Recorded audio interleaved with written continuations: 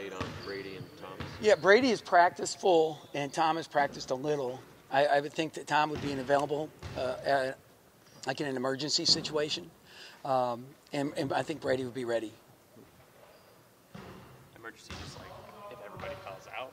Yeah, or something like that. You need a shooter? Depends how I'm feeling and what I consider emergency at that moment, which could be either. Sure. Yeah. How have things gone the last couple days? Good. I mean, it's always, when you're on break, and then all the, other games are going on, whether it be the NIT or the NCAA. So there's a lot of stuff going on. Our wrestlers are in the big tournament too, so there's a lot of attention that way. But the guys have been good in film, been good in practice. What are you able to get done in practice with so few guys available? Just some core defensive stuff, and then maybe half-court execution, whatever it might be. Very, not a lot of up and down, but we're getting stuff done. What are you going to know about TCU and that they're kind of shorthanded? Yeah, who are they missing? Somebody that I don't know about? Or not? They got 8 guys? Yeah. Okay. Well, Bain and some of those guys are really, really good. He's an impressive guy. Obviously, Alex Robinson, I watched a great deal in high school, and he's a really, really good guard. Coy can shoot it. And then Kevin Samuels inside. Nice, he redshirted. He's nice, progressing, big, very athletic. So they've got some tremendous athleticism. R.J. Nemhart coming off the bench looks like he's scoring more and more. So Jamie Dixon always does a great job with them. It's funny after I got home after the Butler game, I texted Ryan Miller, who's one of their assistant coaches. Ryan, I helped recruit, and he played for us at Northern State. He was Division II All-American. He's a big brother of Mike and those guys, right? And his other brother, Jared, played for me at Southwest State. So I texted Miller, and I said, you got the scout. Because when he was in New Mexico, he always had our scout. He goes, of course, I've watched you 20 times this year. And I said, well, we're not anywhere the same as we were the first 18, so you'll have to switch that up. But it'll be good seeing some old friends, too. Does playing, Big Ten tournament games at a neutral site, does that prepare you to go play a true road game? Is there a big difference there? I was just thinking about that, too, how different the road game would be. But I don't, once you've been through the Big Ten and the way the environments are in the Big Ten on the road, not many things match that. And I'm sure there'll be a great crowd and they'll do a good job, but I don't think it'll be as punishing as some of those other venues are. What can you bottle about what you saw for the guys in the Butler game? I think the same things we've seen just recently, which is playing with a lot of heart. We don't lose our minds when we get down, follow the game plan, and just play really hard. And then, we got our big 3, Thor, Johnny, and Tanner, and then the 3 glue guys. The glue guys need to get about 70, and we'll be fine.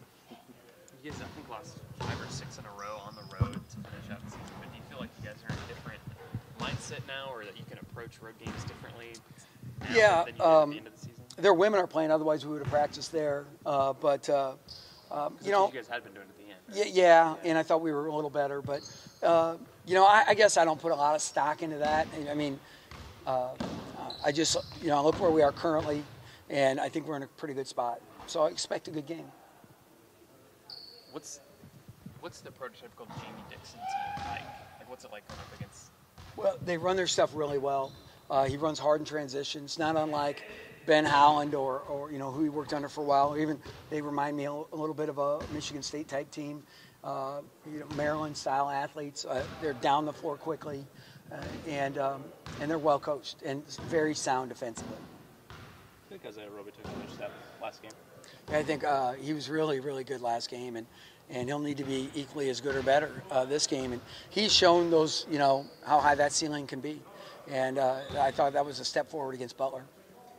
A lot of people have been saying that the team has been playing loose or nothing to lose. Do you have a concern that the more that this goes on and progresses, that maybe they could start tightening up? Yeah, I don't have any concerns. We've got them in a good place. We're going to do everything we can to keep them there, and it's a group that's mixed very well together, and we're just going to keep going from there.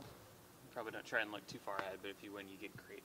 Yeah, it's nice knowing who your next opponent is, like we had in the Big Ten tournament. We knew our next 2 or 3 opponents, so that's nice.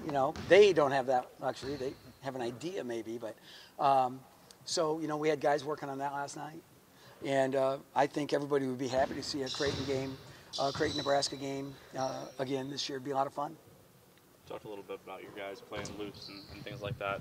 What's the dynamic of there are teams that are going to make runs late in games, and when you're up in the second half of games, that things will end up getting tight down the stretch. What's the dynamic of keeping that lead and being able to step on the gas when you can? Well, the idea of being loose to me is not meaning that you're not playing as hard as you can. It means that you're just more relaxed and not so stressed when things go wrong. And that's, I think, the biggest thing is how you handle it when it does tighten up. And I think the guys have handled it really well. You retweeted like 9 tweets last night about how good the Big Ten is doing. I'm proud of this league, Do you don't feel like it proves you guys being like? No, we good. do it I tweet about the Big Ten every year when when they come out with something like it's for the 44th straight year we've let them in attendance, and it's not personal, it's not. Well, I just mean, do you feel like the rest of the country is like you're basically saying like, see, like we weren't kidding? Yes, yeah, it was really good. Yeah, I think the Big Ten has done itself well. I know Maryland's in a dogfight right now, but LSU's really good, and we're going to have 5 or 6 teams in the Sweet 16, right? I would think, and so. I'm just proud of our league, and I like to support our other coaches too, and I get 4 or 5 head Big Ten coaches are texting me after our game against Butler, and especially when you're playing other leagues, there's just kind of that, show them, like let's show them type of thing. So it's cool stuff. Off topic a little bit, but have you gotten a chance to watch John Morant from Murray State? I have not. No, I wish I could. I saw a clip. He had that one where they tried to double him. He spun out of it, left hand, dropped the bounce. I'm like, oh, it was pretty good. Yeah. But I know who he is. Yeah. I just haven't had to watch him much. Who's picking Minnesota, Michigan State? I got Michigan State. Michigan State. Oh, there's The line is 10, which is absurd. Yeah. Well, then they must have a great matchup for New York Coffee.